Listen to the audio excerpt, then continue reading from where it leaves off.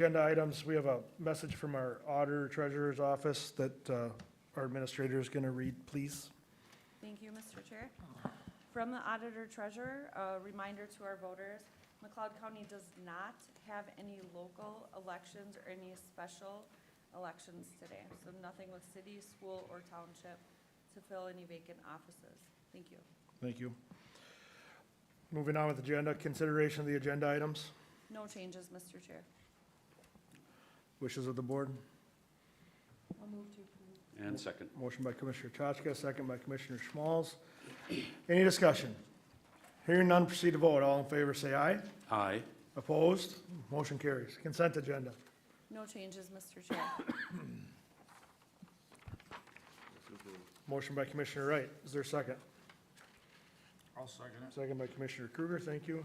Any discussion? Hearing none, proceed to vote. All in favor, say aye. Aye. Opposed? Motion carries. We have a presentation from Minnesota County's Environmental Trust.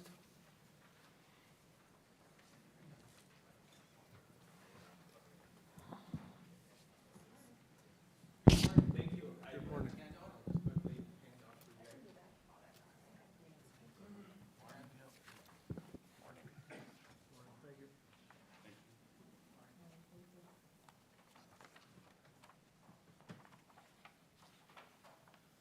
Well, thank you for having me on the agenda this morning. I appreciate being here representing MCIT. We are known as your insurance company, but I'll talk a little bit about why we're not exactly an insurance company here in a second. We have a 4-page handout. I'm not going to read it verbatim, but I will just highlight what each section on each page and just give a brief summary of what it is and what it means. So, again, MCIT, we're your insurance trust pool. Thank you. That a little better? Yeah, thank you. Okay. MCIT, Minnesota County's Insurance Trust, we're technically not an insurance company. We are an insurance risk pool. We were developed in 1979 by the counties for the counties. So that's a big difference than an insurance company. We're designed for you. We're a public entity. I'm a public employee. We're designed to provide the county's insurance. So we have 81 of the 87 counties in our pool. The other 6 counties we do not have are the 6 largest ones in Minnesota that actually either self-insure or use other mechanisms.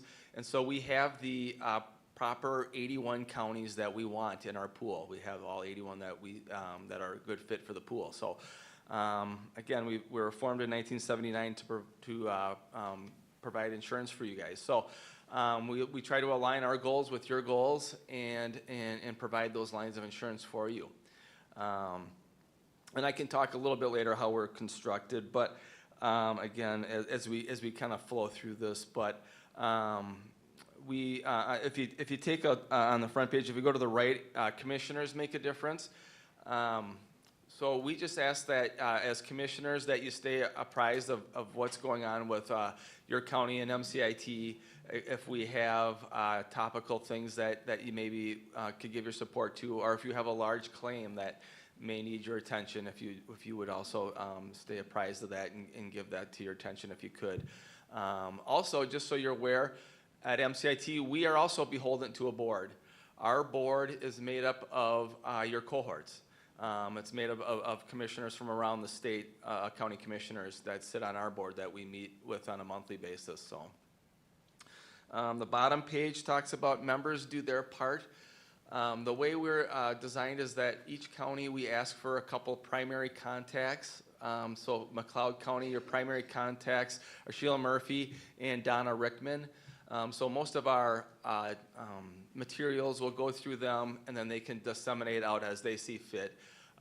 But we interact with just about everybody from the county, mainly our primary contacts, but I field questions from commissioners, county attorneys, however you guys see fit, but that's kind of how we interact with you. So on the next page, the next 3 pages, it kind of talks about the state of the market and how we're doing it, and it's not relatively great news.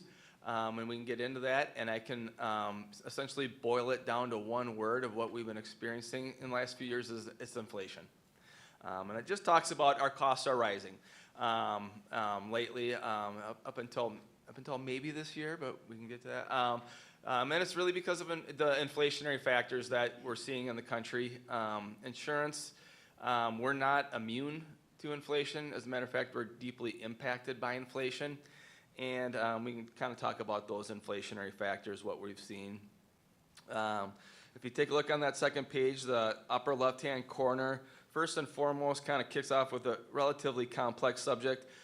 We purchase reinsurance, and one of our inflationary factors that we're seeing is that while we provide you insurance, we also purchase insurance. So we purchase insurance to sit on top of our large losses, so that we don't experience, let's just make up like 10 claims of $10 million in a year. We don't blow through $100 million. So technically, we buy insurance to sit on top of our large losses, and those, we call it reinsurance that we purchase. That reinsurance market is set on a global platform, and they're experiencing sometimes double, triple rates. We've had our rates go up 50% in the last 2 years, which is a pinch point. So as a result of that, the way we're constructed, we essentially would take the first $850,000 of a loss, and if it pierced $850,000, we would turn it over to reinsurance. But what we elected to do in 2025 was essentially up our deductible, if you will. We upped it to $1 million. We said we'll accept the first $1 million of a loss for a premium decline, as you would see in other forms of insurance. So with high hopes that we don't experience losses that go above $850,000 to $1 million to erode that premium offset. And knock on wood, here we are in November of 2025, and we're doing really well. So crossing our fingers, that continues to pay off and pay dividends. Really what we're looking at, if you take a look at the bottom page, or the bottom of page 2 there, left-hand side, you can see what our property values are. So for all 81 counties, we provide your property insurance, and we calculate that by the property values that are there. And so if you look at, in 2021, we insured $6.6 billion worth of property values in the 81 counties. In 2025, that's now $9.2 billion, essentially a 39% increase, and most of that is due to inflation. But we have to cover it. We have to cover those values with insurance. So like if you take a look at what you see with your own personal property, and I know you're fully aware of that with the taxes that you have for the county, but putting that lens aside, it's something that it's great that it goes up in value versus decreases in value, but the problem is we do have to cover it. Some of that is not all inflation. It's also new construction.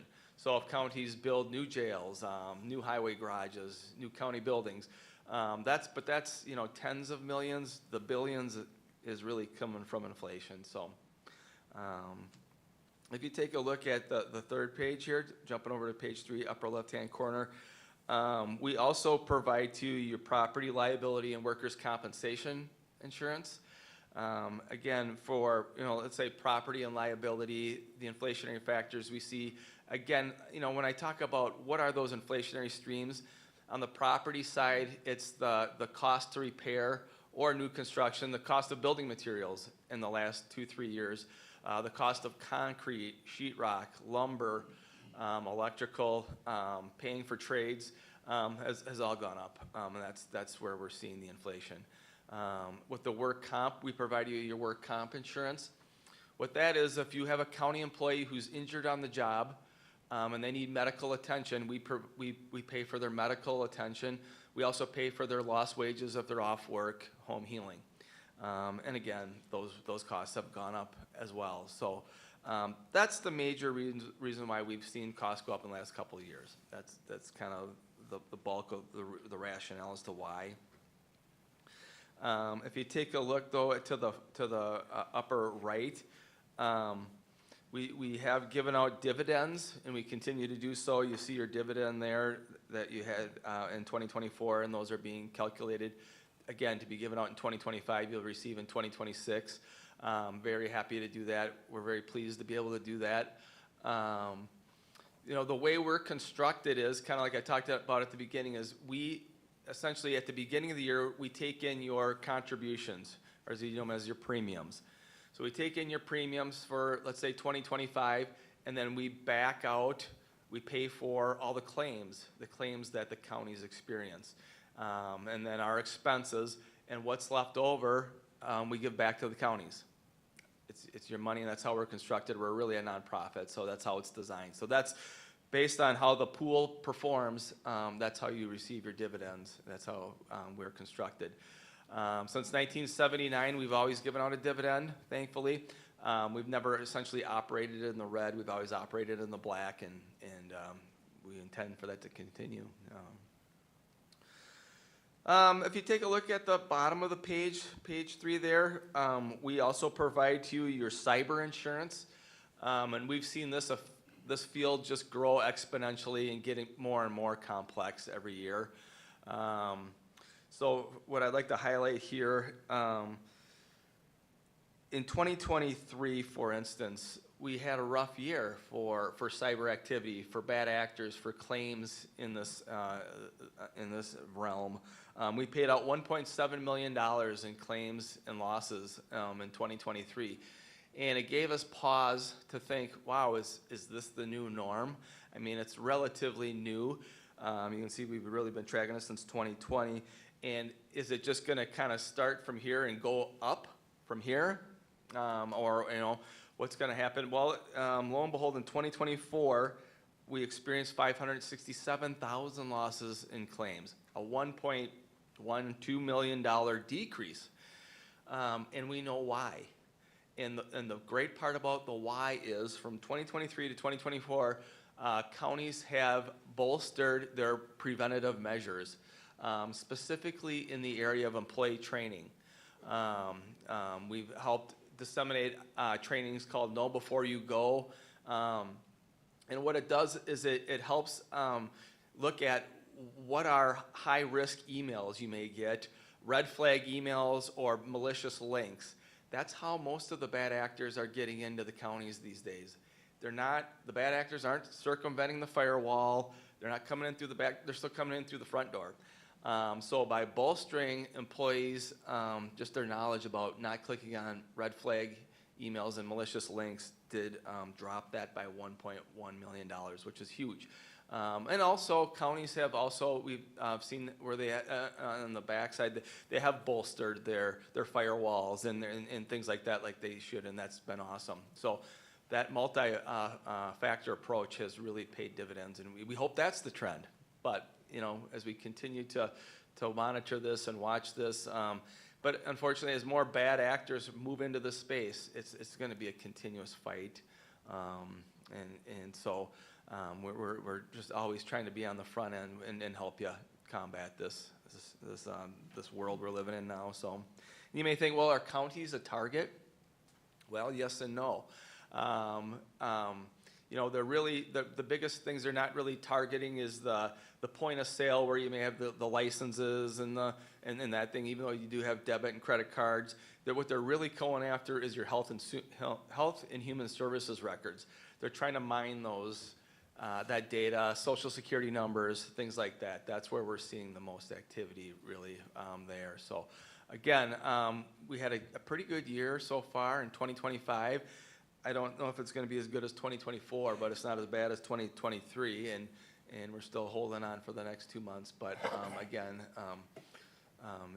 we just want to continue on and try to do the best we can there. So on the last page, it talks about again how we provide you your workers' compensation insurance, and it talks about how is McLeod doing on their work comp efforts, and the way this gets calculated is by actuarials. They have this complex formula that they come up with, and what they do is they take a look at, say, McLeod County, county your size, doing the jobs you're doing, and then they put that up against the formula of degree of hazard and things like that. So And then they give you what's an experience mod. So if your experience mod is a 1.0, that means you're doing average. You're doing average, what an average county your size facing your hazards would see on an average work comp year. If your experience mod is 1.1, you would be 10% worse than average. 1.2, 20% worse than average. If you're 0.90, you're 10% better than average. 0.80, you're doing 20% better than average, so on and so forth. Well, you're at a 0.965, which is essentially 3.5% better than average. Essentially, congratulations. Better than doing worse than average, believe me, because it's a mixed bag with the 81 counties. I mean, we've gone as high as 2.0, which is pretty horrific. You know, they need help. But you don't see much. You know, we've got some counties down about 0.7. But again, anybody under a 0.10 is applauded. Thank you. It means you're making concerted efforts with your county employees to keep them safe on the job, which in turn helps our expenses. It helps your employees be healthy on the job, experience hopefully good job wellness and things like that, and they're happier and healthier employees. So congratulations. So and then actually, if you take a look, kind of in the middle, the experience mod isn't calculated just on a 1 year essentially item. It's a 5-year average, and if you look at even in 2021, you're a 1.0, which is average, which is awesome. And the previous or the subsequent years are under. So once that 2021 drops off, and if you have a good year in 2025, it's going to go even lower than 0.965 if you follow me. So good job. If you take a look to the right of that, it takes a look at what at MCIT we're experiencing as a whole, not necessarily McLeod County, but what all 81 counties see in terms of our claims, workers' comp, liability, things like that. So what departments are experiencing the most claims and a per ratio of dollars spent per claim. And sheriffs and jails are usually number one, but that's not a secret and it's not necessarily a real negative. It's mainly because they have the most hazardous jobs that we have amongst the counties. They're 24/7. They're involved with the most unusual scenarios, and so they're usually number one. Same thing with the highway department. I would say they have the opportunity to be 24/7, face unique job hazards and things like that. But I don't think, does McLeod operate a medical facility or a nursing home? Okay, so if you did, that's where we see our third most. Again, unusual job situations typically that contribute to injuries and things like that. But then the county jobs after that fall precipitously from there. So. And that's where we have some of the opportunities maybe to maybe concentrate some of our loss control efforts and training efforts. And if I can jump ahead to that, but that's where we also can provide help in those areas. I'm a risk management consultant for MCIT. We also have loss control consultants. Alethea Sheridan is your loss control consultant. She can come out and help sit on your safety committee, develop safety programs for departments and things of that nature, just so you're aware too. So, but again, as we talked about, your work comp is doing well, but we can always try to get it better too. So, the last part there talks about our liability claims that we see, and again, autos is always number one. It's usually because it's a numbers thing. For the pool, for the counties, we insure 35,000 autos. So just by nature of that, they get hit the most. They have the most claim activity as well. So, and then you can see property and liability, what we spend per claim per dollar. So, just lastly, I just want to make mention that, I'm happy to come out and do this every 2 years, but McLeod County is one of mine. I try to come out and meet with my counties every year, but we don't necessarily do a board report every year. We do it every 2 years. But I'll be back out again next year to just to meet with the folks and just see how we're doing and maybe do a different presentation that way internally. But just so you're aware, we're in 2026. The last part talks about how we really do want to be just not an entity that pays claims, you know, and provides your insurance. We also want to be more of a valued resource for you. We're trying to bolster our website to be more interactive, to put more resources on there, more trainings on there. We provide a lot of in-person trainings, but we want to do more with webinars, especially for out-of-state or out-of-metro counties that don't necessarily have an opportunity to come into the metro as easily, and just continue to provide pertinent information for counties, for sheriffs and all employees to utilize and to help with just keep safe and lower liability and property at-risk issues. So again, that's kind of what we're here to do and provide for you, and you guys are doing great. Thank you. Pleased to have you a part of the pool, and if any of you have a crystal ball and can help see what inflation's going to do, but I dare say it's leveling off, and maybe we can get back to business as usual at some point. But looking forward to 2026. So. All right, thank you. Any questions from the board? Mr. Chair. Commissioner Schmalz. And Jim, thanks for coming in and give us an educational background on MCIT. Sure. The question I have is, we're just coming off of Cybersecurity Month, month of October. If you pay out money for a cybersecurity claim, my question is two parts. Have you paid ransomware? And what is the true cost of those claims? Is it getting a county like us up and running again and the time we've lost? Where do those costs land?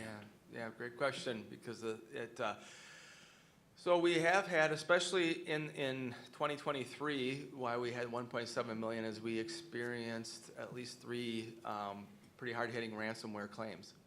And so there's a sublimit there. So overall, you have $500,000 of coverage for cyber activities. There is a $50,000 sublimit there for extortion. And so these bad actors, if they're savvy, can figure out what the extortion limit is. And so what they say is, they don't say, give me X amount, they say, give me 50,000. And so far, I won't get too far afield, but it's this perverse business model they operate under is, you give us the money, we give you back the data. Because if you give them the money, they give you back the data, they know that's a good business model. They don't keep the data because they don't want to have a reputation of that. They want the money, right? So we're trying to thread that fine needle of, do we pay, do we not pay? So far we've paid, we've gotten back the data, and all has been well. And that's what most entities do if they know the bad actor. So it's just, when we rely on consultants to help us with this, to figure that out, but that's how the extortion has operated thus far. How the claims get constructed.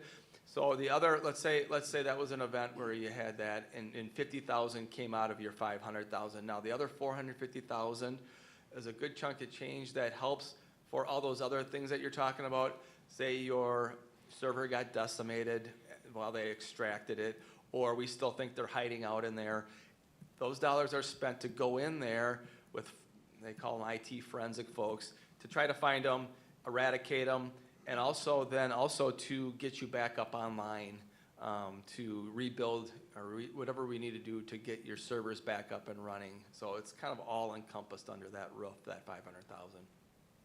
Thank you, Mr. Chair. That satisfies my questions. Okay, thank you. Any other questions? Mr. Chair, Yes. I have a couple, Jim, great presentation. I couldn't imagine all the different areas you cover. I mean, you cover a little bit of everything.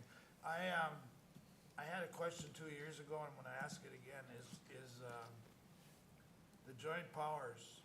When we were involved in the joint powers, it happened to us where we had a liability claim, and MCIT doesn't cover that because it is a joint powers. And I never got a really good answer on why that is. Even if both counties involved in the joint powers are members of MCIT, they're still not covered. And I guess I'm not so interested in a reason, but what can we do to compensate for that? I mean, that's what I had asked before, and I never got a really good answer. I mean, that's more grassroots. That's what impacts our constituents more than some of the other things, but. Yeah, I guess I'm not knowledgeable in any of the particulars, but the way I know it is that, you have your liability insurance through us, but when you form a joint powers, you become a separate entity, but you still have our lines of insurance that should respond. And why that claim wasn't picked up, I really do not know. Well, I was given the reason that, Okay. I don't know, I didn't know if I expected an answer anyway, but I'm gonna keep nagging about it, cause there's some projects you get into that are joint powers, and I don't like to be hanging in limbo, Yeah. not knowing, I got a good guess, but that doesn't Okay. mean anything, but Well- I mean, it's because just what you said, it's a separate project, it's not really each county's, but Right. we both are involved in MCIT. Well, if albeit, I mean, you've piqued my interest, so I can go back to claims and get an answer for you if Jot you it want, down. exactly. I mean, I don't have a problem with that, to determine why, and so, did they issue you any rationale letter or per Just se? kinda roughly what you just said, it's a separate deal, but I'm not so, I'll take that for an answer, except what do we do? Yeah, What do we do when we have these joint power meetings then? Who Right. do we reach out to? right. To, make sure we're covered? Yeah, I mean, every claim has its own nuances, and so I would want to find those details for you and see why, and come up, hopefully I can determine a rationale that I can explain to you, and I'll look into that, my word. And I just had reached out, or I think our administrator reached out to this, I think it was you or somebody in MCIT on a project we have coming up that requires, limits on their liability, and you don't reach all those limits. Is that with the railroad? Correct. Yeah, we don't provide a line of insurance called Railroad Protective. It's a federal line, and so you do have to purchase that outside of MCIT. There are avenues to do that, or there's other ways that we can do that. We can maybe put that on a contractor, or if indeed McLeod has to purchase it, we can help you with that. But no, unfortunately, that is a federal line of insurance that MCIT does not provide. And you kind of just answered that, not knowing it. Is there help through MCIT to reach those goals or what they require? That's the main Yeah. thing. I mean, Yep. it's better dealing with somebody that has experience. MCIT does a great job. I just want to let everybody know since I've been in office, I have no complaints. I can't imagine, all the different areas or departments that you have to have expertise in. I don't know if you have help or if you go outside, it doesn't matter, but it's a tough world we live in. Sure. But No, I that was the appreciate that. question, if there's help to Yes. get it done. Yep. So if you're experiencing problems with that, on that latest contract, by all means, reach out to me, and we can help. You're Yeah. You're on the top of my list, so All right. I appreciate Sounds good. you No, getting thank you. back to us, so. that Yeah, was good. that's what I'm here for, so, thank you. Any other questions from the board? Thank you very much. Appreciate Have a it. great day. Thank you. All right, moving on to the agenda, the sheriff's office.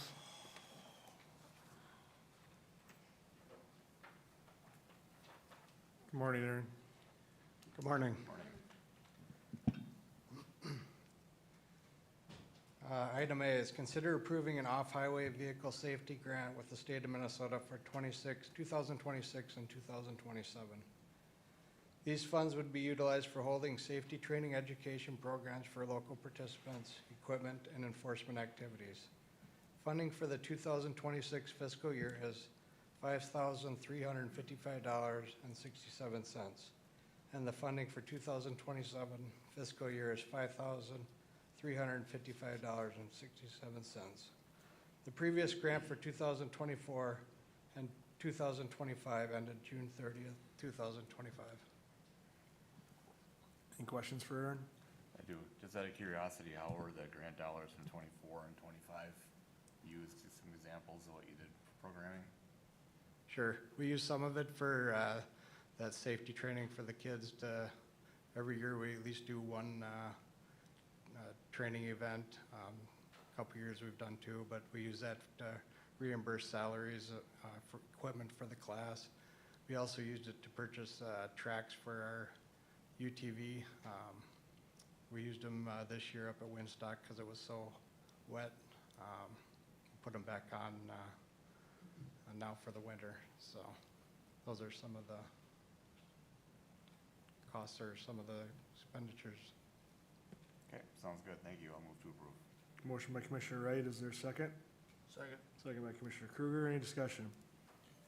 Hearing none, proceed to vote, all in favor say aye. Aye. Opposed, motion carries. B, consider approving the purchase of a 2026 Ford F-150 via state bid from 1040 Ford, St. Cloud, Minnesota, at the cost of $53,912 with funds from the 2026 Sheriff's Office Budget 01-201. This price includes an extended warranty for 8 years, 150,000 miles with a $0 deductible at the cost of $5,335. The warranty covers vehicle maintenance, including 30 service visits every 5,000 miles. This covers engine oil and filter changes, multi-point inspections, tire rotations, brake pads and linings, shock absorbers, struts, spark plugs, clutch disc, engine belts, coolant hoses and clamps, and wiper blades. This vehicle will replace a 2020 Dodge Durango. Any questions? Just a question, between this item and the next, you have 4 vehicles, are the used ones just going on to auction then? Can you repeat that? Yep, are the used vehicles, are they just going on to auction between this item and the next one, there'll be 4 of them? We're gonna work with building maintenance and see if we can utilize them as fleet vehicles for the county. Okay, So as of right now, no. If some of the vehicles may exceed their life or are in too bad a shape, then we'd send them to auction. But some of them will probably be utilized for fleet vehicles if at all possible. Okay, Aaron, why the truck over just another Durango? The truck is gonna go to one of the patrol sergeants that works with the ETV safety training program. He also does our take it to the box, so, you know, he's hauling the UTVs, he's hauling trailers up to Alexandria, so just a little easier as far as throwing stuff in the back of the truck box and trying to get it in the back of Durangos or SUV. Mr. Chair? Yes. You kind of half answered my question. This vehicle, I'm a pickup guy, by the way, too. I'd take that over Durango any day, but however, it's not really used in enforcement. I mean, you know, for the simple reason I asked, that's a nice warranty and they give them all the time, but you can't go out and have a chase for 3 hours and then take it to warranty, I'm sure. So, I mean, this is a vehicle that's probably not used in that kind of an atmosphere. No, but it'll be used in patrol, and It will? they understand it'll be a patrol vehicle. Okay. And you're never having trouble with warranties?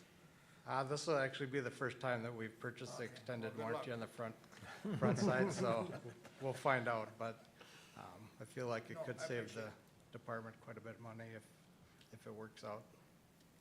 Well, I mean, with the cost, I looked through it too, and I mean, our vehicles are a necessary tool for you guys to operate, but the cost and frequency of having to get in undesirable situations are more and more all the time, and because I have seen firsthand some of our new cars come back in and, you know, after something happened, and it's not always pretty. That's But- right. We haven't had any issues as far as with the standard warranty, as far as getting things done, so I'm hoping it would be the same with the extended warranty. It wasn't a gotcha question, I just was a little interested in that, because it's a nice read, but it's not always that easy. Right.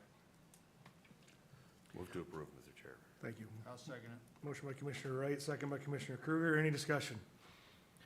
Hearing none, proceed to vote. All in favor, say aye. Aye. Opposed? Motion carries. Item C, consider approving the purchase of 3 2026 Dodge Durangos via state bid from Dodge of Burnsville, Minnesota, at a total cost of $128,172, with funds from the 2026 Sheriff's Office Budget 01-201. The cost of each vehicle is $42,724. These vehicles will replace a 2014 Ford Taurus, 2014 Ford Explorer, and a 2018 Ford Explorer. Move to approve. Motion by Commissioner Kruger, is there a second? Second. Second by Commissioner Schmalz, any discussion? Mr. Chair, Yes. I think as we see these requests come before us, it's important that we have a reliable fleet with a fleet that's well-maintained, and I look at, you know, a capital investment like this as a good investment. So thank you for bringing it forward today. Thank you. Any further discussion? Hearing none, proceed to vote. All in favor, say aye. Aye. Opposed? Motion carries. Item D, consider approving the addition of a second K-9 through Performance Kennel Incorporated, Buffalo, Minnesota, at the cost of $13,000 with funds from the 2026 Sheriff's Office Budget 01-201. The Sheriff's Office will utilize a $7,500 grant received from the American Kennel Club to help offset the cost of the dog. It is anticipated the K-9 would arrive in December or January, with the K-9 team attending the school in spring of 2026. The cost for the 12-week K-9 schooling is $7,500, which would be from the 2026 budget. I'll move to approve. Motion by Commissioner Kruger, is there a second? I'll second it. Second by Commissioner Schmalz, any discussion? Mr. Chair. Yes. So I think we're down to, you know, we have one canine dog presently. Am I correct on that? That is correct. So I think, you know, having a second dog is probably a good plan, especially as Archie, is it, ages and, you know, gets well accustomed to his duties. So thank you. Thank you. Mr. Chair, Yes. the actual, we had always planned for 2 dogs, or didn't we have 2 dogs at one time? Or did we not?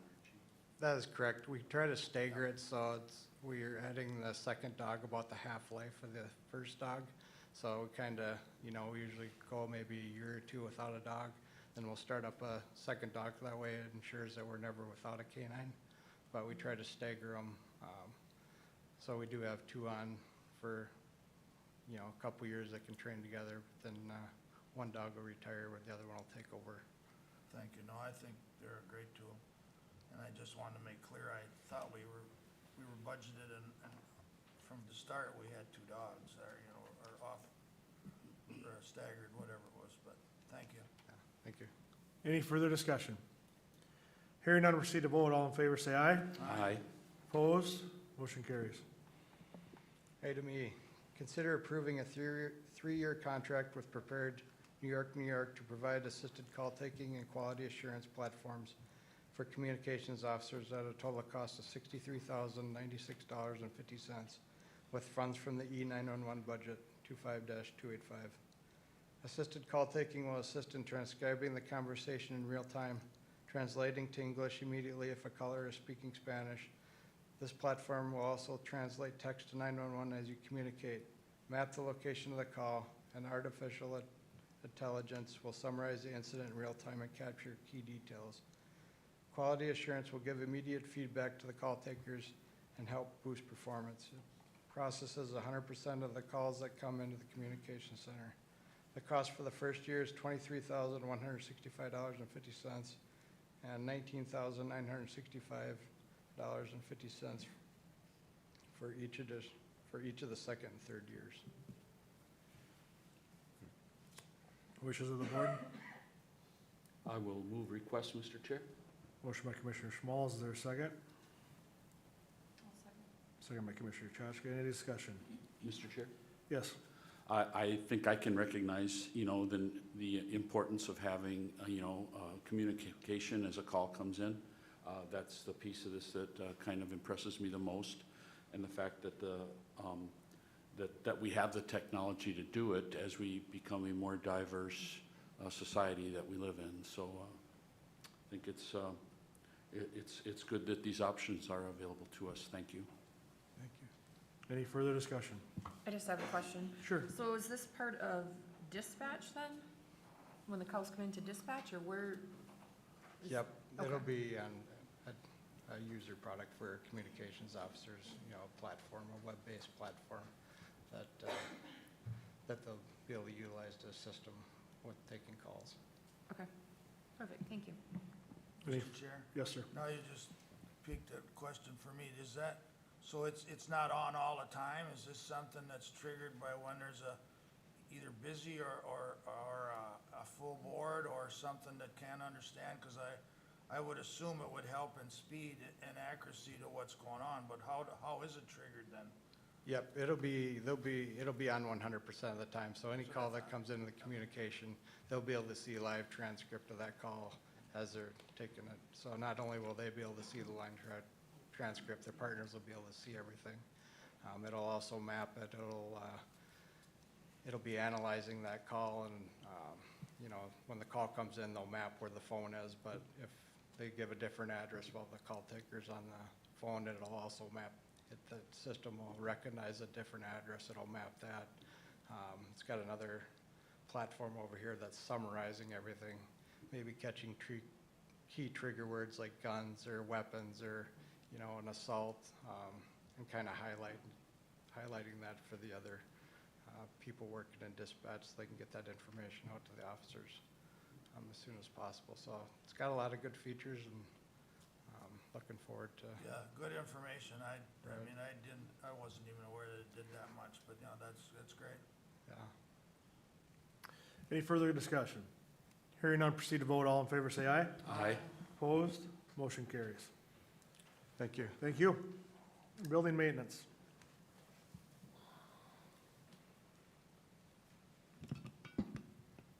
One item for your consideration today.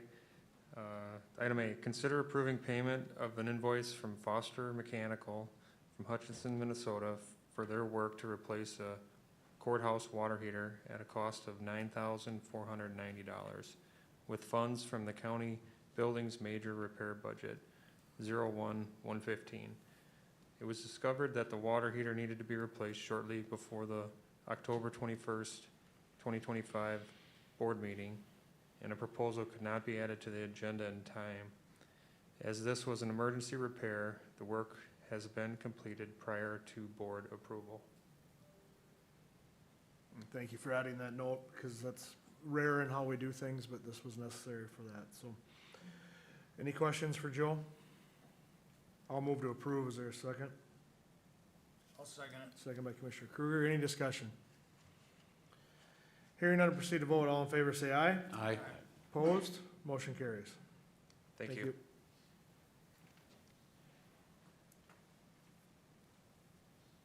Mr. Chair? Yes, sir. Mark, can I ask you a quick question before you start on your agenda items here? When MCIT was here, he talked about everything except hazardous waste. Wonderful. That's a good thing. Yeah, it is a good thing, and I didn't want to get out into the weeds because there might be a good answer. Who's responsible? Are we personally responsible as we collect if we had an issue?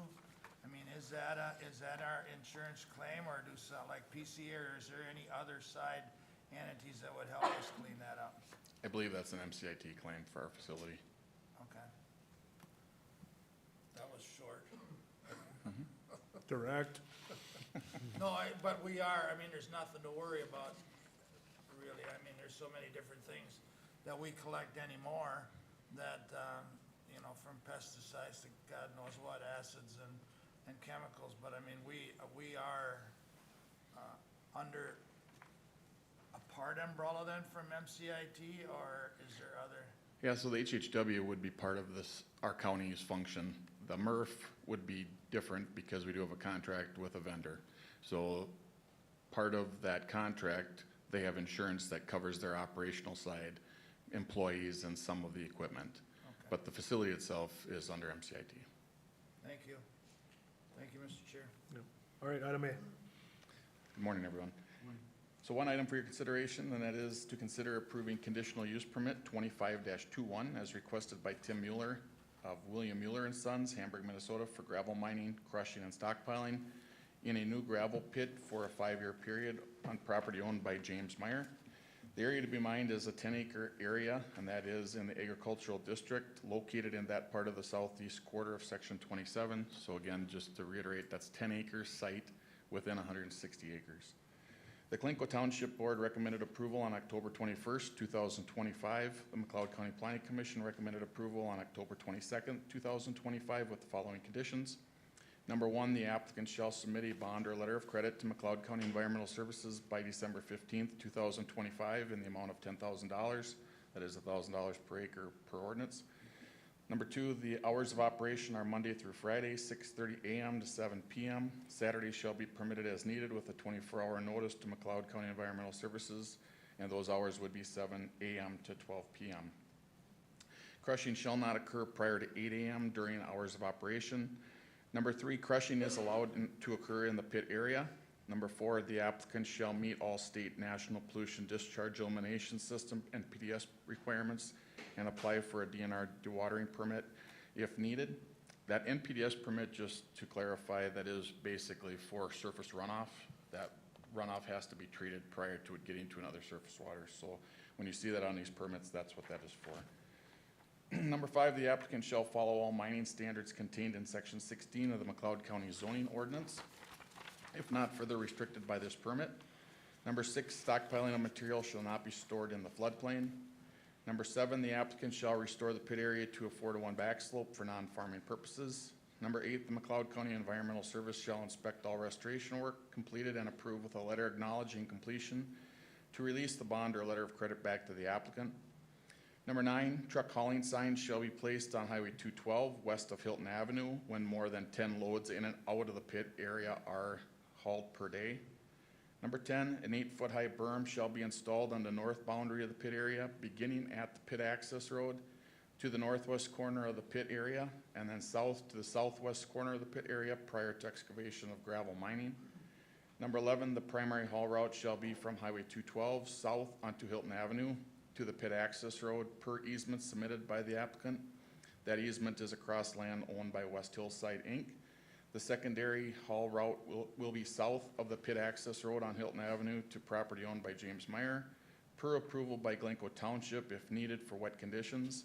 The secondary haul route timeline would be established on an as-needed basis. So there was a lot of discussion on this. Planning Commission did a lot of work. We do have some members here. Tim is here with Mueller and Sons, the applicant. Closest neighbor is Mitchell Keenan. He is here as well with his father, who is on the township board, so if you have questions for any of them. Any questions for Mark or on the information? Mr. Chair, Yes. I don't really have any questions, but I just, being I'm a resident of Glencoe Township, I did attend, I attended the meetings, and, I mean, they were well-discussed meetings, both out at the site and at the town board meeting, followed the planning and zoning meeting, and I don't have any questions. Everything that I've seen is what was discussed, but I mean, if there is some message from the landowners or the Keenans, I'd be welcome. I mean, the rest of the board probably doesn't have privy to everything that I sat through, so I believe Lori also sat through it, or Commissioner Chuskin. Wishes of the board? Mr. Chair. Yes. First off, I'll say thanks to the Planning Commission for looking at the conditional use permit in front of us. And with that, I will approve conditional use permit 25-21, and that's a motion. Motion by Commissioner Schmalz. Is there a second? I'll second. Second by Commissioner Chaska. Any discussion? Hearing none, we'll proceed to vote. All in favor, say aye. Aye. Opposed? Motion carries. Thank you. Thank you.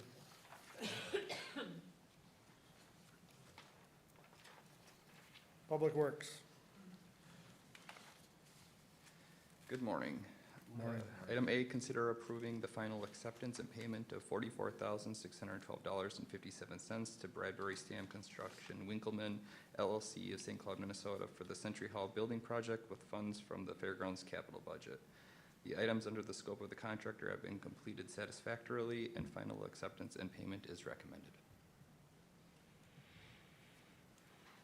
Questions for John? Move to approve. Motion by Commissioner Wright, is there a second? I'll second it. Second by Commissioner Kruger. Any discussion? Hearing none, proceed to vote. All in favor, say aye. Aye. Opposed? Motion carries. Thank you. Thank you. Do you have a question?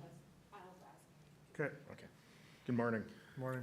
Item B here, consider hiring Chad Bandis to Silver Lake, Minnesota for plowing only County State Aid Highway 103 in Biskie at a rate of $80 per hour, utilizing a pickup for the 2025-2026 snow and ice season with funds from the highway maintenance budget. This is the same rate as the 24-25 season. Due to the narrow streets and tight turns, this contract saves our crew about 40 minutes during a typical snow event. In that time, we can cover about 10 full miles of rural highway with our tandem plow trucks. We have utilized this agreement for the last 3 seasons, and it's been working out pretty well for us. Mr. Chair, Yes. we entertain this every, I don't know if it's every year, but it seems like it's proven to work well for you. And so I'll move to approve. Motion by Commissioner Kruger, is there a second? I can second it. Second by Commissioner Schmalz, any discussion? Hearing none, proceed to vote. All in favor, say aye. Aye. Aye. Opposed? Motion carries. Thank you. Okay, my question for you, Go ahead. excuse me, thank you. Do we have the playground equipment up yet out at Lake Marion? Lake Marion is in progress right now, this week. It is, okay. I thought I drove by yesterday morning and I was trying to look and I'm like, I think it's still sitting there yet, but I wasn't quite sure. Yep, So, Piepenburg, my understanding is Piepenburg is done. Okay, cool, thank you. IT, Matthew. Good morning. Morning. 2 items this morning.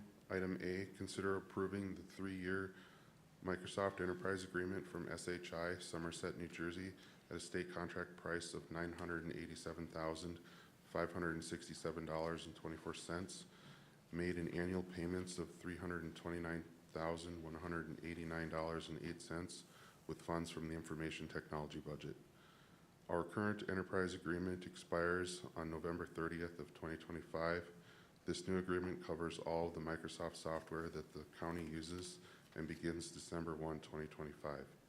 Included in this agreement is the Microsoft 365, which includes email, SharePoint, Teams, and more, Windows Enterprise, which is used on our desktops and laptops, server licensing, including Windows Server, SQL Server, and more, and Azure hosting, which is Microsoft Cloud Hosting Services.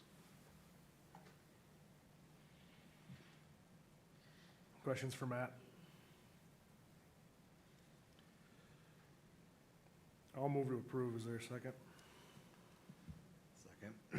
Second by Commissioner Wright. These are big numbers and things that we go through often. We do, I know I'll get some sort of call or random person running into me asking about all these prices, but they are budgeted and part of the system that has been built. So, is there any further discussion? Hearing none, proceed to vote. All in favor, say aye. Aye. Opposed? Motion carries.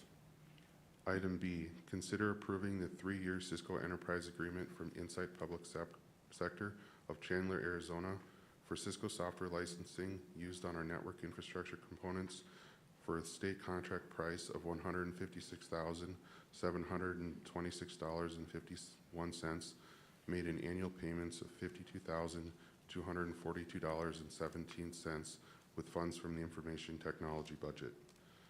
Cisco licensing provides access to features that are not included in the base product, such as security features and automation tools. The enterprise agreement is expected to save the county more than $15,000 annually with over annual renewals. Exigent Solutions of Minneapolis provided a second quote of $201,936.93. Mr. Chair? Yes. Matt, it saved, that was a question I had earlier. It saved us what from the previous contract? It'll save us approximately $15,000 or more every year. Okay, that's a question I did have when we put it in the agenda, but with that, I'll Motion by Commissioner Kruger, is there a second? I'll second it. Any discussion? And the 15 grand is because we're signing the contract, Correct. Mr. Chair? Yes. And that was, I knew we had to be doing something earlier, and I was just want to be clear, this is we've talked about a little, AI and all this stuff is quite a deal. I'm not even going to try to claim I understand it, but it is very, very important. And I appreciate the work that you do to stay on top of it. But Thank you. Any further discussion? Hearing none, proceed to vote. All in favor, say aye. Aye. Opposed? Motion carried. Thank you. Mr. Chair, Matt, before you leave, in our training videos, was that you on one of those videos doing the interpretation or doing the thing? I mean, and I don't mean to pick on you, but you did a good job. I mean, you've got a second calling if everything. I don't know if I should reveal my secrets or Well, I wasn't sure. Nowadays it could be AI for what it is, but you did a nice job. Yes, that was me. So All right. just to clarify that, but thank you. Employee relations. Hey, good morning. Morning. Just have one item today. Item A is consider approving the memorandum of agreement for the employer-sponsored health insurance contribution and health savings account contribution with the McLeod County unit of the American Federation of State, County, and Municipal Employees, or AFSCME, union for the period of January 1st, 2026 through December 31st, 2026. Mr. Chair, I'll move approval. Motion by Commissioner Schmalz, is there a second? Second by Commissioner Chashka. Any discussion? Hearing none, proceed to vote. All in favor, say aye. Aye. Opposed? Motion carries. Thank you. Thank you. On to county administration. We'll review our calendars. Commissioner Kruger, whenever you're ready. Thank you, Mr. Chair. Since our last board meeting, I already alluded to in our CUP approval, I attended a couple of township meetings trying to understand all the conditions and get a handle on the whole situation. I mean, it impacts a number of people there, and obviously gravel is something that as a county we need, and it'll help us in the long run on a lot of our jobs, having shorter transportation routes. I also had an HRA meeting on the 22nd. I met on the 30th with our CD12 railroad crossing situation. We also talked a little bit about that at MCIT when Jim was here. There's some open questions yet there, but we're moving forward the best we can in order to get some bid numbers. On the 31st, I met a little bit with Paul and Andrew on some transportation issues, on some costs, and trying to figure out we have our two bridges that, among others, that are in question of some repair. Went through some of that and trying to figure out a plan to do that with the less impact to the public. Yesterday, I had SWCD board meeting, which brings us up to today. Thank you. Okay, last week, as Commissioner Kruger mentioned, he and I had met with Andrew discussing road work and budgets, and we'll see more on that, and I do appreciate Andrew's commitment and dedication to our road systems here in McLeod County. Also received a petition to bring new acres into one of the county ditches in my area, so we'll see some public hearing activity on that.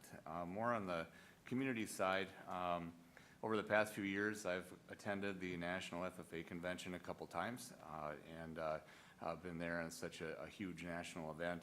And last year, we brought the Glencoe Silver Lake FFA chapter here because I was able to notice that they did very well last year. And this year, they kind of knocked it out of the park, to be quite honest. But I had Rebecca Paschowitz, their FFA advisor, give me a little summary of how they did last week at Nationals. And I'll end with the big one, but they had their knowledgeable team that won the Minnesota State level went on to place 5th at Nationals, and one of their members was actually ranked 8th. Now keep in mind, this is a national level contest. There are 50 to 60,000, actually I think it's more like 60 to 70,000 people that attend this event every year.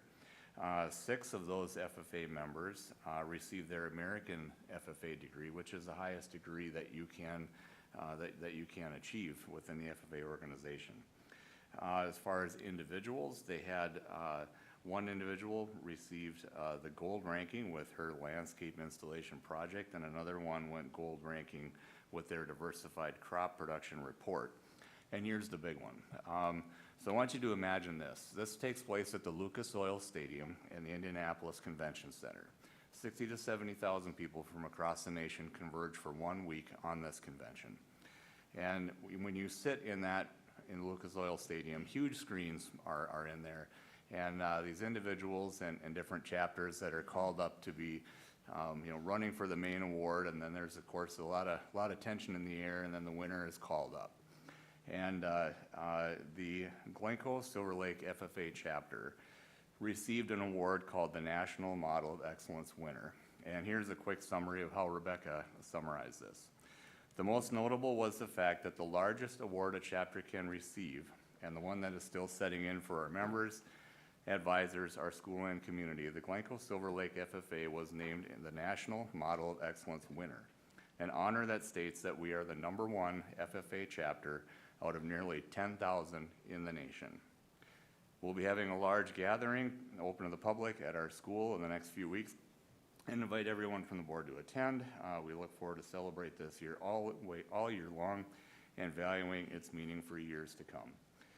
#1 chapter in the entire nation. And that is just absolutely amazing. And it's right here under our feet. So good job, Doug. But I think I did ask Rebecca if they would perhaps find time to bring their chapter and members to our next board meeting. I think it's worthwhile to give them a little bit of a spotlight here for those accomplishments. That is just amazing times 100 to know that chapter here took the highest award possible nationwide. So that's a commitment of all the way across the school, the community, the volunteers, the student, and of course the advisors. So I think that's pretty cool. I think that there's more coming on that. I think people in the Glencoe area are already aware of this, but it's just a few days old, so I thought I'd bring that update here. So, Thank you, Commissioner. I'd also ask that our administrator, whoever, try to, find a time in our meeting to recognize their achievements. Yep. And get us the date of whatever they have here locally. Because that is really something to be proud of for our That's whole amazing. county, not just for Glencoe, it's for our whole county. The FFA has its challenges, and I just really appreciate, I had listened to a couple interviews on the radio, but not the update that you just gave, so appreciate that, Commissioner. Yep. Yeah, I think it's no doubt, no brainer, we'll schedule that, hopefully even the next meeting to have them come in. We're not Lucas Oil Stadium, we have a nice place, but I don't know that we're quite close, that. we're But close. they're gonna have to come see us anyway, I hope.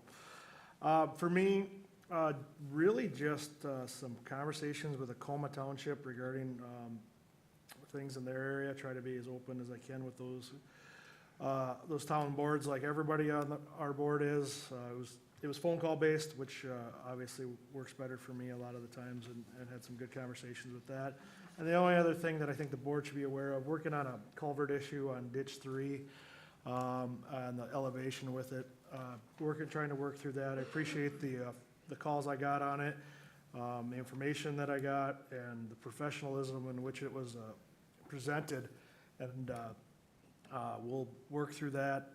I don't know I'm obviously cursed. I have last year I've had the 2 easiest ditch projects in the world, and they both seem to be a problem somehow down the road once we get going. But this one don't think is as bad as the other one. So we'll have to figure that out with some historical data, which is always sometimes not always, sometimes difficult to figure out what those elevations of those culverts should be, and if and when they were replaced, and the elevations they were put back at. So more to come on that.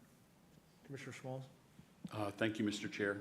And my comment would be, I don't think there are any easy ditch solutions out there.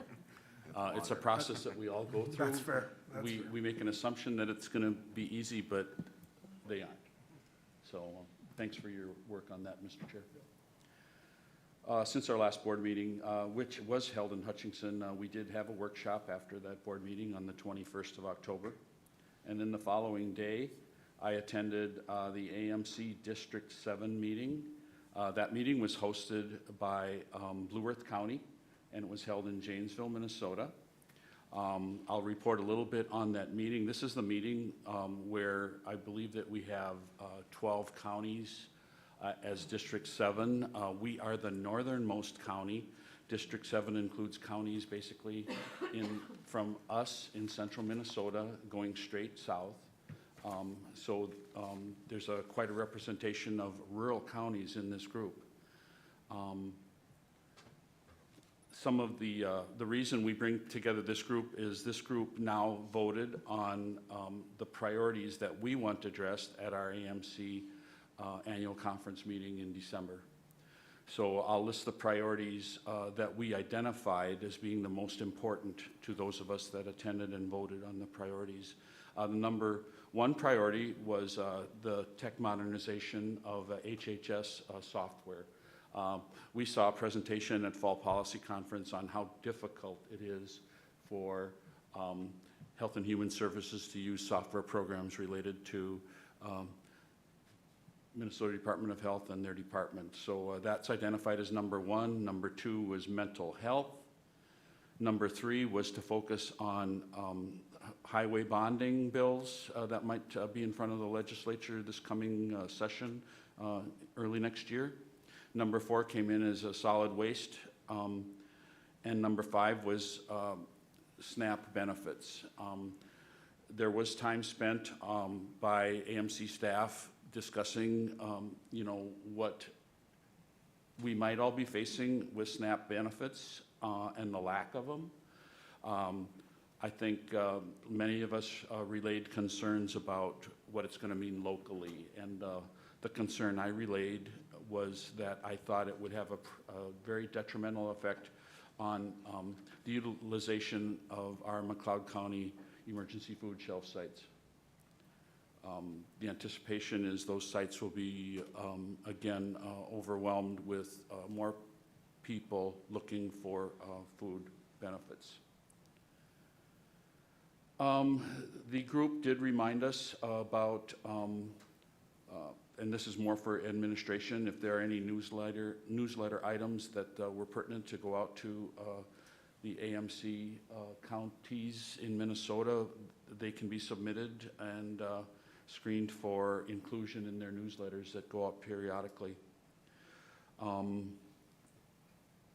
of the more important topics, I think Commissioner Kruger asked me if there was going to be a discussion about a rifle shotgun regulation here in our southern counties, and there was a presentation on their agenda, and they did take a poll, and of our southern counties, if you think about how we're made up and how they're made up to the south of us, the poll that was taken and those responding pretty much indicated that we all want to maintain the shotgun hunting as we've had it in the past. So that's where those counties are landing with the shotgun issue for next year's fall hunting season. And then lastly, worthy to note would be the Fall Policy Conference for 2026. The site to meet will be moved to Bemidji. Kind of addresses some of the concerns that people were bringing up about the facility in Alexandria not having the capacity. So they contracted with, I believe it was Sanford Center or something like that in Bemidji to host the Fall Policy Conference. And then, getting into last week, Mr. Chair, I do want to acknowledge the success that the Lester Prairie football program has experienced this fall. They did win their game Friday night, and that moves them into the state tournament this week. So congratulations to Lester Prairie football program. And to finish out my report, Mr. Chair, I did complete my cybersecurity training last week. So thanks to Matt for setting those up. And yes, Matt was one of the stars of the training. So appreciate his work on that. Good That's job all. getting that training done, and thanks for making a few of us look bad that we haven't. That wasn't the intent, Mr. Chair. That was not the intent. Working on mine, I never said I was done. You go to cyber jail. Yeah, Mr. Chair, that's all I have. Thank you very much. Commissioner Chashka? All right, so I had planning on the 22nd, and you guys approved the one item that we had there that day. It was a lengthy conversation. I just want everybody to know that. It wasn't something that we took lightly, had a lot of discussion, and so that went okay. Then I'm gonna skip to the 31st. We had an exec board meeting for Meeker, McLeod, Sibley, CHS, basically to go over everything for our upcoming meeting next week, budgets and that sort of thing. Yesterday I went to Olivia for supporting hands. The big things there were, everything coming up for the next year too, the budgets, the financials for this year, the paid family medical leave act, where they wanted to go with that, if you put that in the policy. So that was where that one ended. It was a good meeting. That one meets 4 times a year, and there's a lot of good information that gets handed out at that one. So then I'm gonna go back to the 23rd. So that was UCAP. I went to Redwood Falls for that one. So we started out with the Head Start program, and UCAP is mostly federally funded. So of course, anything going on in the federal government right now is a huge concern, where they're gonna be at, how they continue to operate. And Deb there is amazing. She's so calm, and she said, we just take it day by day. I do want to tell you that, so she just keeps us updated every day, or a couple times a week she'll send out emails. But the one an email that I got this morning from Kaisa, from the CHS, the Meeker McLeod Sibley CHS, is that they have funding for WIC into December. That was a big issue that we had discussed, like we can maintain for a couple of weeks, but how are we gonna do this long-term as far as funding either WIC, SNAP, whatever. So we did get an update this morning from Minnesota Department of Health, that we will be getting through December. So that is great news. And so there's also, I wanted to make you guys aware, there's a new 8-plex and a 4-plex in Wilmer through UCAP. They're opening that up shortly, hopefully by the end of the year, to families that need someplace to stay, short-term, long-term, whatever they might need. But Deb did make it known to us that they do have opportunities for these people to help out in different areas while they stay there. So it's not just they go and stay there and they don't have to pay or do whatever. They give back in volunteering.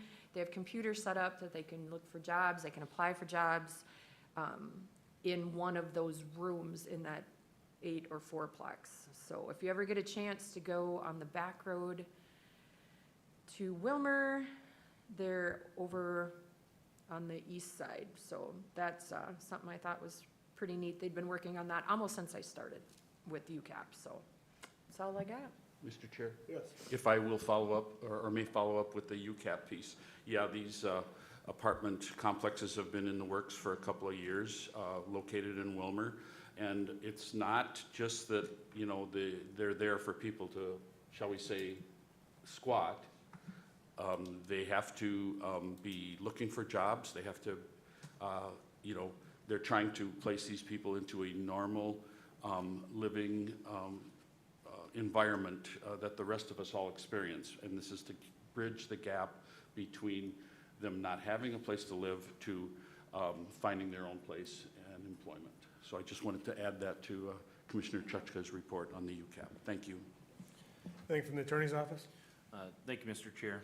There were a couple of important events in Hutchinson last week that I either participated in or had an interest in, and one of them was on Wednesday, the 29th. It was the Hutchinson Area Youth Ministries, their annual hay drive, which they do as a food drive for the McLeod Food Shelf, which I'm on the board of directors there, so I've helped this year and past years in that drive and in other matters. But essentially, there's 11 area youth groups and churches that participate, dozens and dozens of children, youth, their parents, other volunteers, and St. A's lets them use the gymnasium. And in 2 hours, folks in town put out food donations, like it's trick-or-treating, that's why it's always around Halloween, and the youth go collect them. They get dropped off at the gymnasium, they get weighed, sorted, and then hauled to the food shelf. And in 2 hours, I think the total was over 15,000 pounds of food that was collected. So it's kind of controlled chaos during that 2 hours, as far as, you know, the efforts and food being moved, but that was, you know, really an overwhelming turnout. In past years, we've done well. I believe this is the highest collected, and, you know, at the time with, you know, the given food uncertainties that many are experiencing, it was a really great event. So if you're not aware of that, maybe put it on your radar for years to come, because it's pretty impressive to watch, and the community support was awesome. The other event took place the following day on October 30th in Hutchinson, and it was the Hutchinson Area Fraud Awareness Forum. So there were, you know, Hutchinson Police Department had presenters there and provided information. There were also other presenters from, you know, many of the local banks, sheriff's office, and the like. And again, it was timely information with the number of scams, you know, online fraud, and these scams are becoming much more sophisticated than what we've seen in the past. So that was a good opportunity for the public to receive some, you know, free information and resources on what to look out for and what to do in the event that they do encounter or suffer from one of these, you know, fraudulent schemes. So hope to see more of those types of forums in the future, or perhaps, you know, present them in other cities in the county as well. But that's all I've got. Thank you. Administration? Thank you, Mr. Chair. Mr. Chair, excuse me, Sheila. I just wanted one more comment, if I could, please. When I was talking with MCIT Jim and I also commented in my calendar review, another reason I brought that up as far as joint powers and joint ditches is there seems to be some things going on now that there's illegal dumping by both landowners and we don't know who, putting garbage on these buffer strips and actually covering them up. I guess this last week they just dug into something and actually had to move. It was tires and God knows what. But that is a question that I just wanted the commissioners to be aware of. Who then is responsible? I mean, we can keep dumping this stuff onto the drainage system, but I don't know that that's entirely fair. And that's just a question I have. I'm just questioning whatever the responsibility of the county is to make sure. It might be a Ryan question, but it's bigger than that. I mean, we have to kind of decide, and that's why I asked what coverage was done by MCIT besides our construction projects with joint ditches. There's some follow-up that needs to be done on who's responsible. You know, it's a little different if you plant a tree or push a bale in a ditch and somebody does illegal dumping. There's a little bit of difference there, and it's cost so much to move that these costs are getting higher. This particular one I'm talking about, it's up in your district, Nathan, I believe, so you might want to talk with Adam.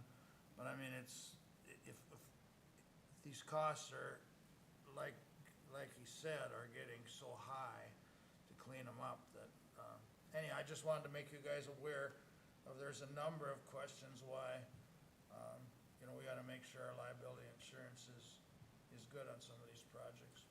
Thanks, sorry. Go ahead, Sheila. Thank you.